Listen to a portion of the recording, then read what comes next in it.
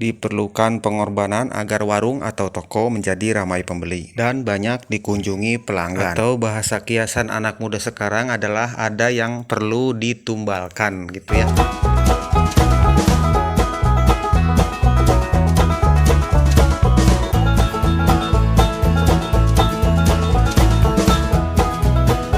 Halo semua, Assalamualaikum warahmatullahi wabarakatuh. Kembali dengan saya, kita belajar bersama di channel Warung FM.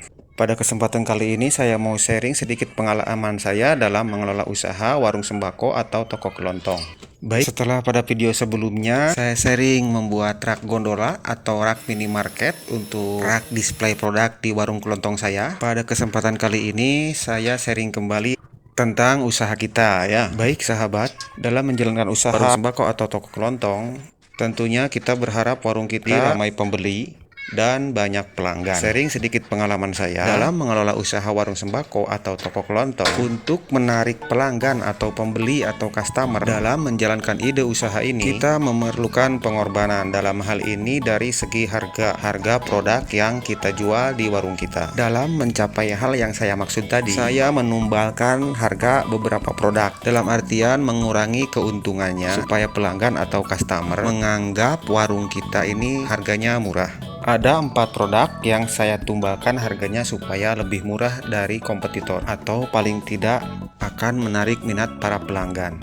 Ini diantaranya. Untuk yang pertama adalah mie instan. Karena entah kenapa mie instan ini seperti makanan sejuta umat ya. Dan kalau yang saya lakukan, saya memilih produk mie instan tersebut yang paling laku di lingkungan warung kita gitu ya. Nah, dari mie instan tersebut yang paling laku tersebut kita pasang harga semurah mungkin. Ini bisa diterapkan di warung atau di toko kelontong rekan dan sahabat semua. Survei saja seiring berjalannya waktu warung kita berjalan, toko kita beroperasi, kita bisa memperhatikan produk mie apa saja yang paling laris di warung kita. Nah, produk itulah yang kita pasang harganya paling murah. Dan untuk mie yang jenis yang lain yang tingkat lakunya kurang atau lambat perputarannya, tidak usah juga kita kasih harga yang lebih murah. Dan kalau di tempat saya, di warung saya ini, produk Indomie goreng ini adalah produk yang paling laris. Bagaimana kalau di warung atau di toko rekan dan sahabat, produk mie apa yang paling laris? Setelah kita mengetahui mie instan apa yang paling laris, itu kita bisa terapkan dengan harga murah. Produk-produk yang saya pasang harga murah ini adalah produk-produk sensitif ya. Produk yang memang betul-betul laris di warung sembako kita ya. Dan untuk yang kedua adalah kopi ya. Cara penerapannya sama seperti tadi mie instan ya. Kita survei produk kopi apa yang paling laris di warung kita, di lingkungan kita. Nah, produk kopi itulah yang kita jual harganya murah. Untuk produk kopi yang lakunya biasa-biasa saja, itu kita bisa terapkan harga yang mungkin umum di pasaran gitu ya, yang mungkin saja sama dengan kompetitor kita. Dan kalau di lingkungan saya, produk kopi yang paling laris itu adalah kopi ini, kopi ya, kapal api mix plus gula dan gudai mochaccino. Ini yang harganya saya tumbalkan. Dalam artian kita pasang harga lebih murah. Tapi bukan berarti kita nggak punya untung. Tetap harus ada untungnya ya, namanya jualan. Masa nggak punya untung? Dan untuk yang ketiga, yang harganya saya tumbalkan, saya jual harga lebih murah lagi, itu adalah rokok ya.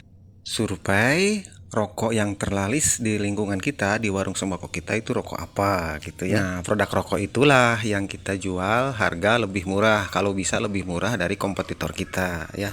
Walaupun ini yang memerlukannya orang yang sudah dewasa dan bapak-bapak saja, tapi ini salah satu produk sensitif juga ya. Karena ini kebutuhannya hampir tiap waktu ya, orang membutuhkan ini. Akan lebih baik lagi kalau rokok yang teralis itu kita jual etengan per batang ya.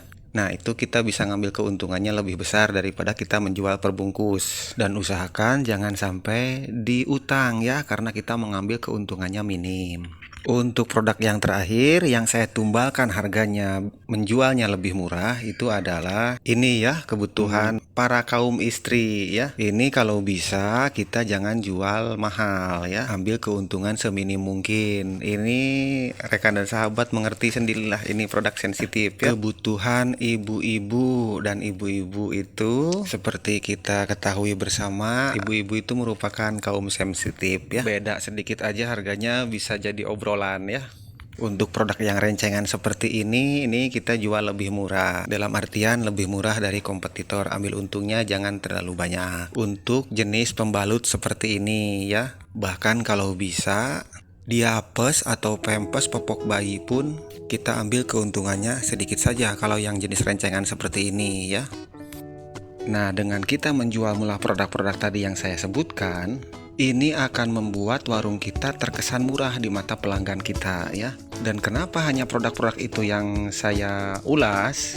Karena untuk produk sembako yang lain, itu harganya nggak stabil ya, fluktuatif naik turun. Dan karena harganya fluktuatif tersebut, kadang-kadang pelanggan saja tidak mengetahui apakah harganya ini lagi naik atau lagi turun ya. Kalau bukan kita sendiri, si pedagangnya yang merekomendasikan harga sesuai dengan pembelanjaan kita.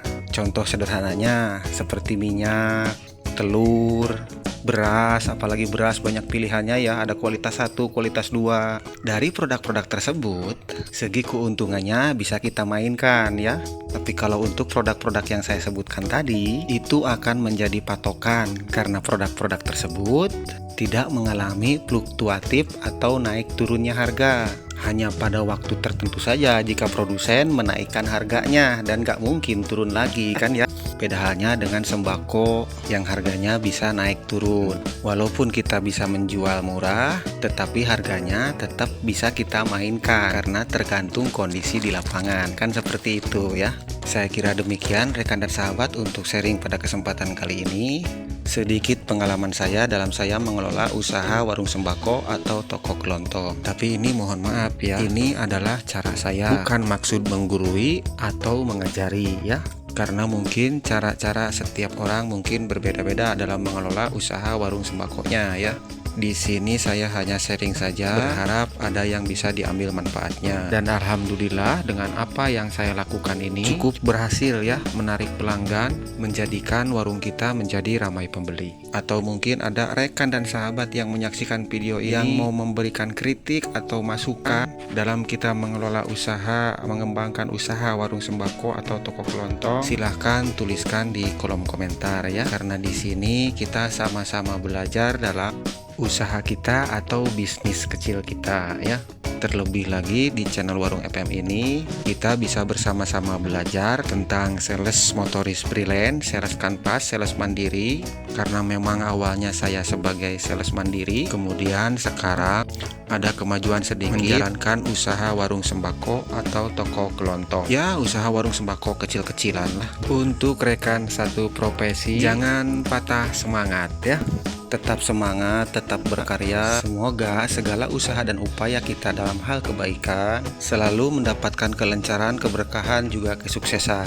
Sampai jumpa di video selanjutnya. Wabillahi taufik wal hidayah. Wassalamualaikum warahmatullahi wabarakatuh. Terima kasih untuk yang sudah membantu subscribe.